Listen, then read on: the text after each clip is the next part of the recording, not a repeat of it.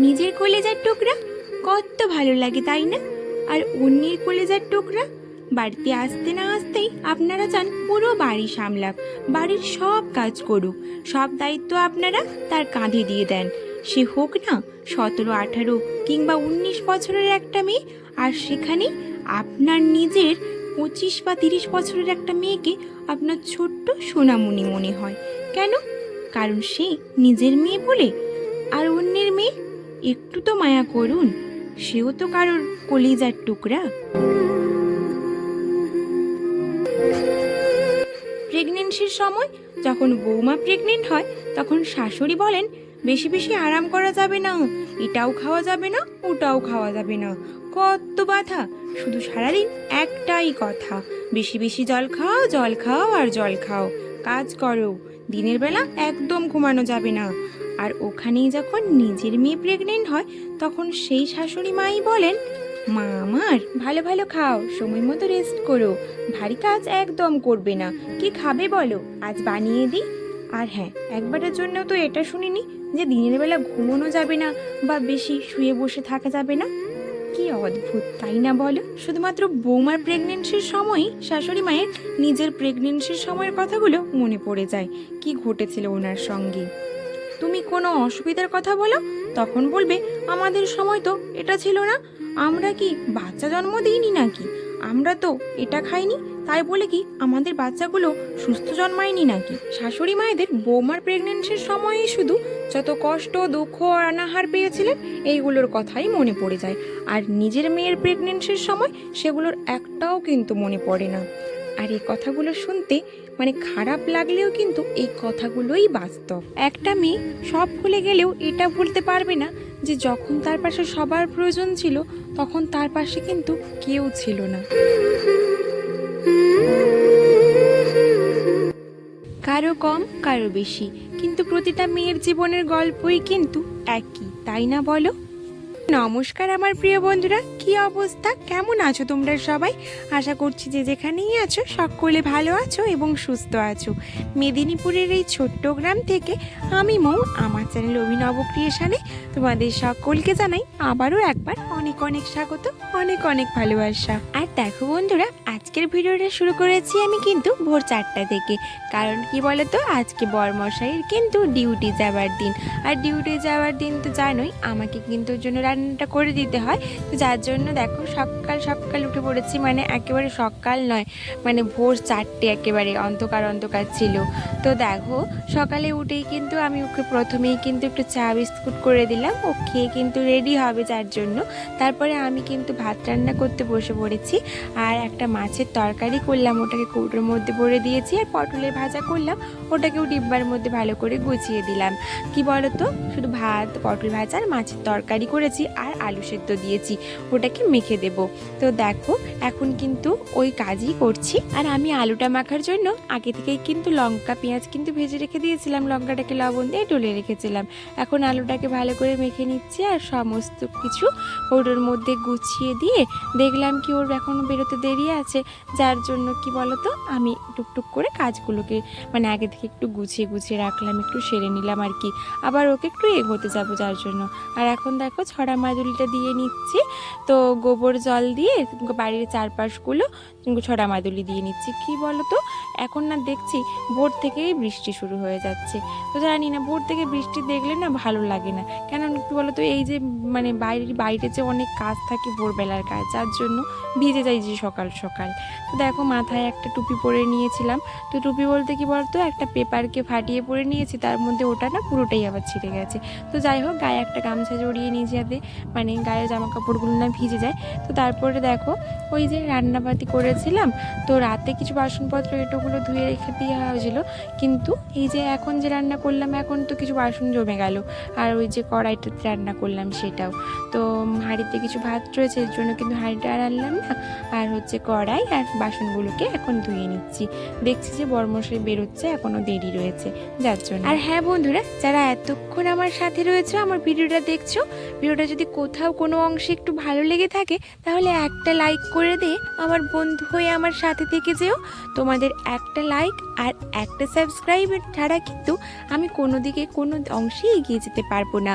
আর কি বলতো, চ্যানেলে যারা নতুন দর্শক বন্ধু রয়েছে তাদের সকলকে জানাই আমার চ্যানেলে অনেক অনেক স্বাগত। আর যারা পুরনো দর্শক বন্ধু রয়েছে তাদেরকে অনেক অনেক ধন্যবাদ গো। তোমরা এইভাবেই আমার সাথে থেকো। আর তোমাদের কাছে অনুরোধ রইল পুরো ভিডিওটাকে না স্কিপ করে সম্পূর্ণ দেখার জন্য। আর এখন দেখো বর্মশাই বেরিয়ে পড়েছে ডিউটির জন্য। আর দেখো খুব টুকটাপ করে বৃষ্টি হচ্ছে, তো তার জন্য ছাতা নিয়েই বেরিয়েছে। আর বাবাই তো কিছুতেই ছাড়তে চাইছে না ওর বাবাকে। আর বাবারও মনটা খারাপ হয়ে যায়, মানে বর্মশাইয়ের মনটা খুবই খারাপ হয়ে যায় যাওয়ার সময়। তবু কি করা যাবে বলো, যেতে হবেই, না হলে কি করে হবে। আর দেখো যাওয়ার সময় হলেই কিন্তু বাবাই আর ওর বাবা দুজনেরই মনটা কিন্তু খুব শুকনো হয়ে যায়। আর দেখো বর্মশাই তো যাওয়ার সময় বারবার করে ফিরে ফিরে তাকাচ্ছিল। কি বলো তো, এই ছোট্ট বাচ্চা মানুষকে কল করলেই হয়েছে, তো আর ছেড়ে যেতে মন চায় না, শুধু মানে বারবার করে কিন্তু ফোন করে, ভিডিও কল করে দেখে। তো যাই হোক বন্ধুরা, দেখো বর্মশাই তো চলে গেল ডিউটিতে, কিন্তু আমাদের ডিউটিগুলো তো এখনও সারা হয়নি। মানে সকালের যে ডিউটিগুলো রয়েছে তো সেইগুলো দেখো এখন সারছি। দেখো এসেই কিন্তু ঝটপট করে কিন্তু আমি দুয়ারটাকে ঝাড় দিয়ে নিচ্ছি, মানে দরঘরগুলো সবই ঝাড় দিয়ে নিয়েছি, বাসি ঘরটাকে আর কি। আর বাবাই তো এখন যা হয়েছে দেখো না, চারদিকে কাগজের টুকরো পেপার সব ছিঁড়ে ছিঁড়ে একেবারে, খাওয়ার তো ফেলে, দিনে যে কতবার ঝাড় দেওয়া হয় তার নেই ঠিক। তা বাদে এই সকল রয়েছে, রাত্রে আর ঝাড় দেওয়া হয়নি। তো দেখো এগুলো উঠোন তো কাদো হয়ে রয়েছে না, তো তার জন্য উঠোনের কাছে ফেলানো হয় না এত কিছু, তো একটু দূরে নিয়ে গিয়েই আমাকে ফেলতে হয়। তো ওগুলোকে হাতে করে নিয়ে গিয়ে ওখানে দূরে দিয়ে একটু ফেলে দিয়ে আসলাম। তারপরে দেখো একটু লাতা দিয়ে নেব, বেশি কিন্তু আজকে আর লাতা দেবো না। আর এদিকে দেখো আমাদের একটা কলা গাছ কিন্তু পড়ে গেছে, তো হঠাৎ করে আর ওই গাছগুলোতে না খুব পোকা ধরেছে জানো তো, ওগুলোতে না সার দিতে হবে না কি ওষুধ টষুধ দিয়ে দিতে হবে গোড়াতে। তো দেখো একটা তো কলা কাঁদি হয়েছিল, ওটা অনেক দিন মানে ওই ঝাড়টাতে একটাই কাঁদি পড়েছিল, তো বাবা ওইটাকে কেটে আনলো আর গাছটাকে কেটে সরিয়ে দেবে যার জন্য। তারপরে দেখো আবারও আমি কাজে লেগে পড়লাম। আর কি বলো তো, এই কলপাড়ের কাজগুলো তাড়াতাড়ি করে সেরে রেখে দিলে না একটু ভালোই হয়, তাড়াতাড়ি কাজগুলো কিন্তু এগিয়ে আসে। আর আমি তো অর্ধেকটা ভিজেই গেছিলাম গো, ওই যে টুপি নিয়ে, মানে পেপারের টুপি নিয়ে আর গামছা গায়ে দিয়ে কি আর মানে বৃষ্টিকে এড়ানো যায় বলো তো। ওই টুপটাপ করে যে বৃষ্টি পড়ছে না, এখানে কাজ করতে করতে কিন্তু ওই থালা বাসনগুলো ধুতে ধুতে অর্ধেকটা ভিজে গেছি। তাই বেশি ঠান্ডা কেন লেগে যাবে, আর কাজগুলোও তো করতে হবে, তার জন্য দেখো এখনই করে নিচ্ছি। ভাত রান্না করার হাঁড়িটাকে নিয়ে চলে এসেছি, তো ওটাকে ধুয়ে নিচ্ছি। আর বাবাইয়ের কিছু পোশাক ছিল, তো এতক্ষণ পর্যন্ত যা জমেছে সেগুলোকে একটু ধুয়ে নেব। আর মানে জল টলগুলো ভরে সব কিন্তু কাজ, এবারে কলপাড়ের কাজটা গুছিয়ে দিয়ে যাব, একেবারে রেস্ট নেবো, মানে ঠাকুর তারপরে জল দেবো আর কি, ঠাকুরের পুজো টুজো দেবো, সব কিছু করে একেবারে তারপরে রয়েছে খাওয়া দাওয়ার ব্যাপার। দেখো কলপাড়ের সব কাজ বাজ সেরে এখন চানটাও সেরে নিয়েছি। আর এই যে বাবাইয়ের পোশাক আর আমার এই যে চান করার শাড়ি টাড়ি সব কিন্তু এই তারটাতে মিলে দেব। তো এখন তো আর বৃষ্টি হচ্ছে না, মোটামুটি থমথমে ওয়েদারটা রয়েছে, জলটা মোটামুটি ঝরে গেলে তারপরে কিন্তু জামা পোশাকগুলো তুলে নিলেও কিছু হবে না। আর এই যে মানে একেবারে ভিজে জামাগুলো যদি এখন থেকে ঘরে মেলা হয় না, তাহলে কেমন একটা বাজে গন্ধ বেরোয়। আর আমাদের তো বারান্দা নেই, তো যেখানে মিলিয়ে রাখবো বাতাস লাগবে তেমন তো না, তো একটা পেছনের দরে কিন্তু মেলানো হয়। তো যাই হোক দেখো এখন পোশাকগুলো মিলিয়ে নিয়ে এই যে চলে এসেছি মন্দির ধোয়া মোছার কাজে, মন্দিরটাকে মুছে নেব। আর এখন তো বড্ড পাতা পড়ছে, বৃষ্টি হচ্ছে, তেঁতুল গাছ রয়েছে ওপরে, তেঁতুল গাছটাকে না কাটার ব্যবস্থা করতে হবে, কিন্তু এই সময় বর্ষার সময় তো আর কাটা যাবে না। আর তেঁতুল গাছটা না খুব বড় হয়েছে, তেঁতুলও ধরছে জানো তো, খুব হচ্ছে, কিন্তু কাটতেও মন চায় না। আর কি বলতো, তেঁতুল গাছ না রাখতে নেই, এই মন্দিরের হরি মন্দিরের ওপরে তেঁতুলের গাছের জল পাতা ফুল সব কিন্তু পড়ে, যার জন্য। এদিকে একটা কদম গাছও রয়েছে, তো কদম গাছটা থাকলে কিছু হবে না, ওর পাতাটাও পড়ে এসে, তো ওগুলোকে একটু অ্যাডজাস্ট করে নিতে হবে, সব গাছপালা কেটে দিলে তো আর হবে না, তো তেঁতুল গাছটাকে রাখা যাবে না বলেছে, কেটে দিতে হবে। তো যাই হোক এখন দেখো মন্দিরটা ধোয়া মোছা করে নিয়ে পুজোটা দিয়ে নেব। আর জানো তো আজকে না মুড়ি খাওয়ার জন্য কিছু বানালাম না, ওই জল মুড়ি বাতাসা চানাচুর যে যা পারলো তাই দিয়েই কিন্তু খেলো। আর কি বলো তো, বিশেষ কথা হচ্ছে মানে এই যে একবার তো রান্না হয়ে গেছে আর উনুন ধরানো সম্ভব নয়, আর গ্যাসটাও না ভালো নেই জানো তো, গ্যাসটাও খারাপের মতো পড়েছে এবারে। তো ওই চাবি থেকে গ্যাস বেরোচ্ছে না, কোথা থেকে বেরোচ্ছে জানি না, চাবিটা অন করলেই কিন্তু গ্যাস বেরিয়ে যাচ্ছে।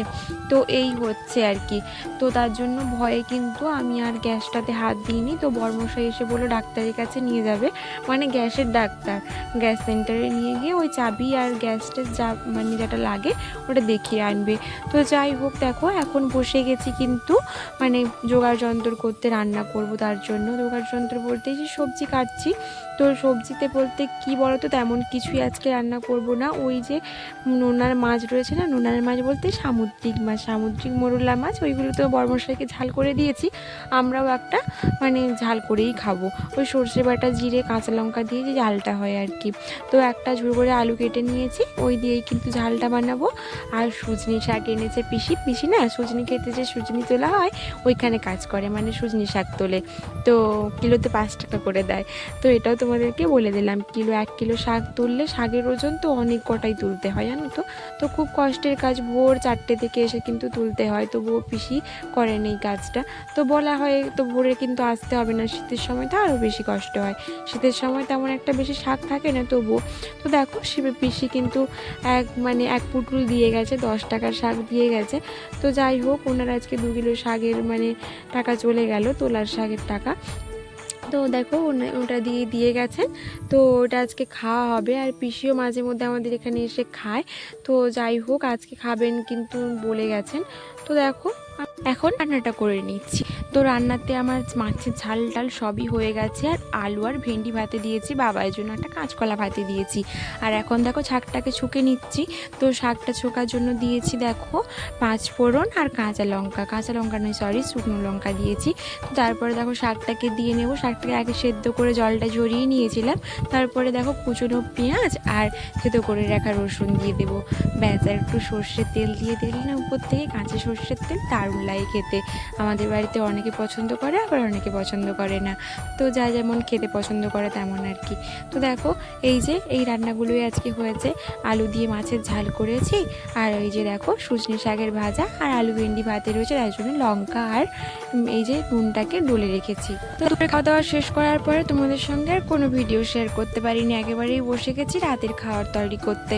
তো দেখো রাতে খাওয়ার জন্য করেছিলাম আমি রুটি আর একটা সবজি করেছিলাম, ওই কিছুই ছিল না, পেঁপে আলু দিয়ে একটা ডাল মতো করেছিলাম, ওই একটু কলাই ছিল ওই দিয়ে, মানে মুসুর কলাই। তো দেখো তো এখন আটাটাকে মেখে নিচ্ছি একটু চিনি আর লবণ দিয়ে, আটাটাকে ভালো করে মাখবো। আর 2 প্যাকেট আটা নিয়েছি দেখতেই পাচ্ছ, একটা কেনা আটা, ওই আশীর্বাদ আটা মনে হয়, আশীর্বাদ না গণপতি আটা হয়তো হবে, আর হচ্ছে রয়েছে আমাদের রেশনের আটাগুলো না একেবারে বাজে দেয় জানো তো, ওগুলো মানে রুটিগুলো খুব শক্ত হয়ে যায়, ওগুলো খেয়ে মানে খাওয়া যায় না। আমাদের ঘরে কোনো সময় আটা কিনে আনে না, তো ও না এবারে বললাম কি 1 প্যাকেট আটা আনো তো, ওটা মিক্সড করে রুটি বানাবো। তো মানে এই যে কেনা আটাগুলো তো একেবারেই তো শেষ হয়ে যাবে একবারে, তো যার জন্য কিন্তু কেনা আটা তো সবসময় খাওয়া যাবে না, তার জন্য দুটোকে মিক্সড করে একসঙ্গে রুটি বানানো হয়। তো দেখো মা রুটিগুলো বেলে দিয়েছে, আমি এই যে আটাটাকে মাখিয়ে দিয়েছিলাম, লেচিগুলো কেটে মা রুটিগুলোকে বেলে নিচ্ছিল, আর আমি কি করছিলাম ভেজে নিচ্ছিলাম, আর তার সঙ্গে কিন্তু কয়েকটা পরোটাও করেছিলাম। এখন তো ডাল দিয়ে রুটি খাচ্ছি। আর ভিডিওটা কিন্তু আমি এখানেই শেষ করলাম। ভিডিওটা ভালো লাগলে একটা লাইক সাবস্ক্রাইব করে দিও, আর দেখা হচ্ছে পরে কোনো ভিডিওতে। এখন তাহলে আসি, ততক্ষণ তো